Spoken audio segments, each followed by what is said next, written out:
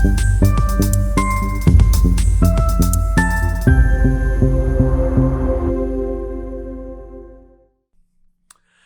and welcome to hashtag Houston Healthcast, the podcast powered by Houston Healthcare as part of our hashtag Houston Healthy initiative. My guest and I are here to give the citizens of Houston County, Georgia and beyond helpful tips, advice, news, and updates in the healthcare world to help them live a more hashtag Houston Healthy lifestyle. As I'm sure many of you are aware, it is now Breast Cancer Awareness Month. You can see my guest and I are both wearing pink for the occasion. And the reason we're addressing Breast Cancer Awareness Month is because breast cancer is one of the leading health crises for women. Per the National Breast Cancer Foundation, 1 in every 8 women will be diagnosed with breast cancer in their lifetime. So today we'll be discussing breast care, the importance of regular mammograms, and how we at Houston Healthcare support our patients through every stage of the process when they receive the unthinkable news that they have breast cancer. So with me today is Amy Hayes. How are you doing today, Amy? Good. How are you? I'm doing all right. She is one of our breast imaging patient navigators here at Houston Healthcare. I want to thank you for being on the podcast with me today. Oh, no problem. So before we get too far into the topic at hand of breast cancer and breast care, I wanted to get a little bit of background on you for our listeners. So how long have you been with Houston Healthcare? Probably, I think around 11 years. 11 years. Have you always been in breast imaging or have you worked in other departments? Pretty much breast imaging with Houston Healthcare. Okay. So what brought you to that career path? What made being a patient navigator something you wanted to do? Well, actually, we were just trying to follow our patients closer, so that we could get them called in. And it just kind of evolved into more of a direct position as far as dealing with the patients. Okay. And what does a patient navigator do exactly? So I follow the patients from screening to diagnosis. So we follow multiple doctors throughout Houston County, and we follow their patients. Patient comes in for a screening mammogram. They come in for a screening mammogram and they get called back. They would get a phone call from the patient navigator telling them that they need additional imaging. They would come back for that additional imaging. Sometimes the radiologist says they can go back to a screening, or they need a 6-month follow-up, or they need a biopsy. And from that point, we continue to follow them through the process. Okay. So what made you want to get into healthcare in general? Like what does, what about that field really, motivates you? Well, I care for my patients, and it's just something that's deep inside my heart, and I just thoroughly believe in it. Sure, absolutely. And I'm glad you do, because you're an asset to Houston Healthcare. I want to thank you. So let's talk a little bit about mammograms. I won't ask too many details about mammograms because we actually have another interview that we did with Dr. Lori Armstrong. She's with our breast care team. So I encourage everybody out there, that's going to be on our YouTube channel. The description will have the link. So definitely go and check that out. She answers a lot of really frequently asked questions. It's really informative. So I encourage everybody to go watch that. But let's hit the high points of mammograms. When should a woman get her first mammogram, and how often after she gets her first should she continue to get them?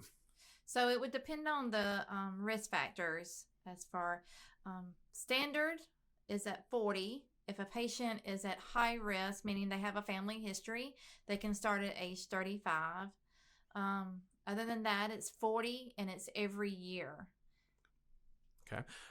So when you say risk factors and a family history, like what kind of family history would that? Like if they have a grandmother or a mother or a sister that's had breast cancer, that would put them at a higher risk for possibly developing breast cancer.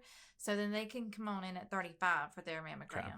Or if their mother was diagnosed with breast cancer, then they recommend that the patient come 10 years prior to the patient's mother being diagnosed. Okay. So if the mother was diagnosed at 35, then the patient would need to come at 25. Okay. And why are regular mammograms so important? Because there are things that we can see under mammography that cannot be felt and we really want to see them before you can feel them. Okay. Understood. So what kind of technology do we have at Houston Healthcare that sets us apart from other facilities or providers that lets us see those things? Well, we have the 3D mammography, and we offer it to every patient. It doesn't matter if you're insurance. Every patient's going to get 3D mammography at Houston Healthcare. Okay. And it allows the radiologist to see, it's like well over 300 images when we do the mammogram that the radiologist reviews. Okay.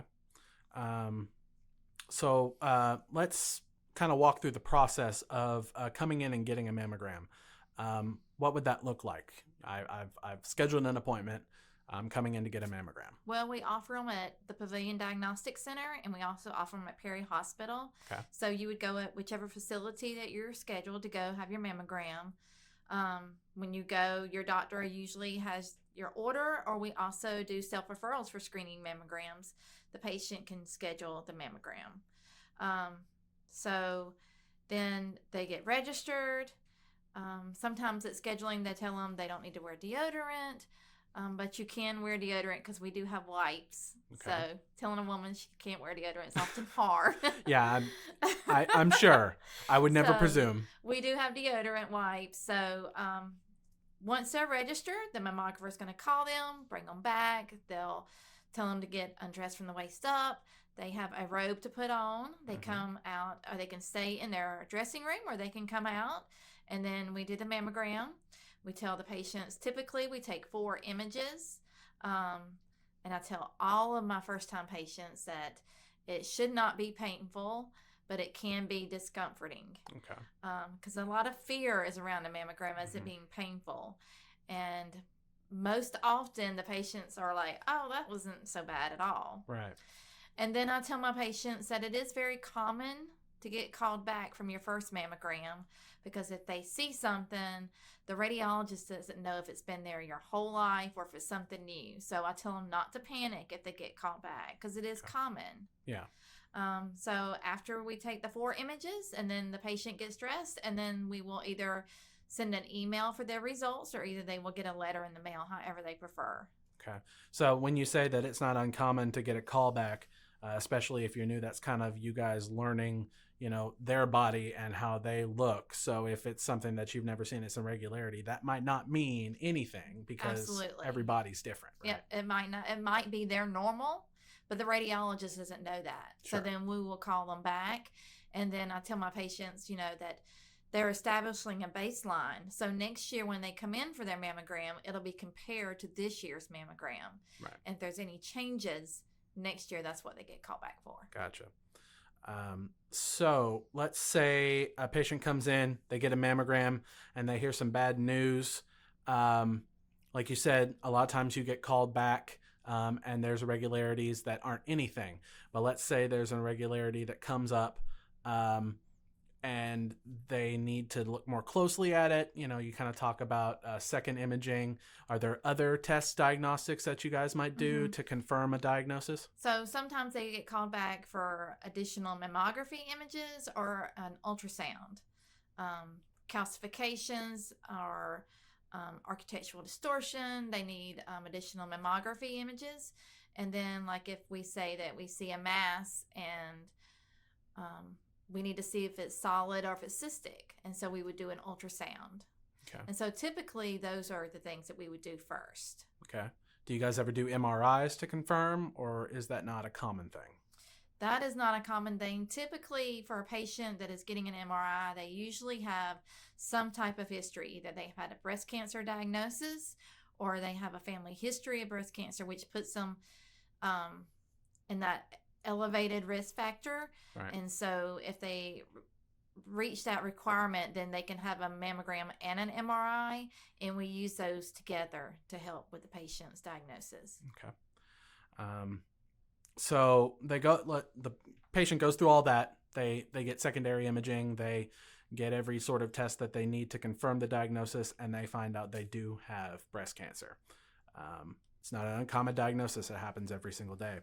What are the next steps for that patient? So they would, they're going to need to see a surgeon. They're going to need to have a breast MRI. The breast MRI is, we use that for surgical mapping and extent of disease when we're talking about an MRI for a diagnosis. And they also need genetic testing. And it checks to see if they have a genetic predisposition to them having breast cancer. And that provides information for their family also. So I would typically schedule the patient for the MRI. We do the genetic testing the same day. And then we set their appointment up to see a surgeon of their choice. Okay. And then we also have a breast tumor board that we present all of our positive or high risk patients to. Okay. And what does a tumor board do with that information? So a tumor board is a group of physicians that sit on our board. It's our surgeons, our radiation oncologists, our oncologist, our pathologist, me, Dr. Armstrong, our other patient navigator, and we all present all the newly diagnosed patients to the tumor board because each patient is treated differently.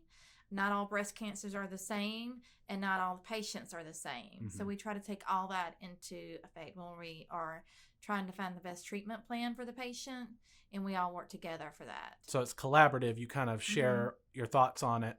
And I'm guessing that information, every time you see a new tumor that has something interesting or different about it, that adds to your kind of bank of knowledge as a breast care team. Oh, absolutely. Okay. So what is your specific role in the process of helping this patient, through this time they've been diagnosed, that, you're their patient navigator through this process? So I'm with them throughout the whole thing. I make sure they have all their appointments. I tell them that when they get to the appointment, if the doctor or the office says they don't have something, to call me and I will help them get it. I'm here for if they just need somebody to talk to, they can call me. And I often have patients that call me throughout the whole process for things that are not even related to breast, because I try to develop that relationship with them, because I feel like it's so important. It is super important. How often do you develop, really close relationships, not unprofessional, but close relationships with patients where you're just trying to, help them through the emotions of it? Every day. Every day. Every day. Every day. Do you have any resources that you help them with if they're struggling with that processing? So we have partnered with United and Pink, their organization, nonprofit organization out of Macon, and they help a lot of our patients in Houston County. And so with the patients, they sign off on it. We will send their information to United and Pink, and they help a lot with the emotional support and just things that patients wouldn't even think they would need. You know, they're able to provide. Well, that's great. I'm glad that they're there for us. So, kind of stepping back and, of course, this is October. This is Breast Cancer Awareness Month. This is a big month for you guys. What kind of events do you have going on this year? You guys usually have, a lot of events happening. Well, I do know that we're offering screening mammograms for the whole month in October at Perry Hospital. Okay. We do offer screening mammograms here at the Pavilion on Saturdays throughout the year. And then we're holding an event here at the Pavilion, a special event like a little brunch thing for patients to come and get their mammogram. And we're also offering the same thing at Perry Hospital this month. That's great. So they can kind of, schmooze and enjoy some hors d'oeuvres and socialize, have a little bit of a fun time, make it fun. And, the Saturday mammograms are kind of designed to give an option for people that might be busy during the week. Yeah. So you can't come in and, during the week and get your mammogram done. We'll offer it on Saturday. Well, a lot of women work and it's hard to get off work. Yeah. Yeah, it's a busy women out there. Well, I'd like to thank you, Amy, for coming on and talking with me today about this. I think it's a very important topic. Is there anything else you'd like to say to the audience before we wrap up? Please come get your mammogram. Yeah, absolutely. So thank you all for listening today. Really appreciate you coming in and enjoying this podcast with us.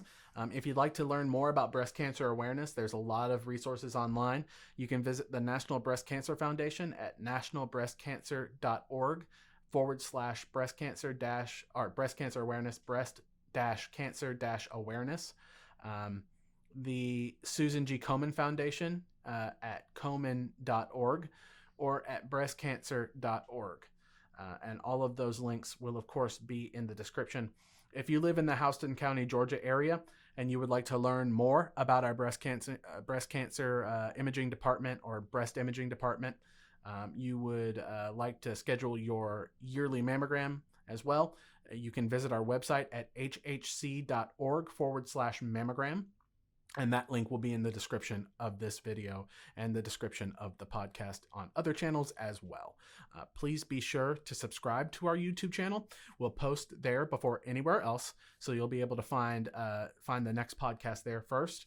You'll be able to find all the links to our other podcast channels in the description as well, if you'd like to listen to us elsewhere. And be sure to, if you have a particular podcast channel of choice, subscribe to our podcast there as well. I hope everybody has a fantastic day, and remember to stay #HoustonHealthy. Thank you.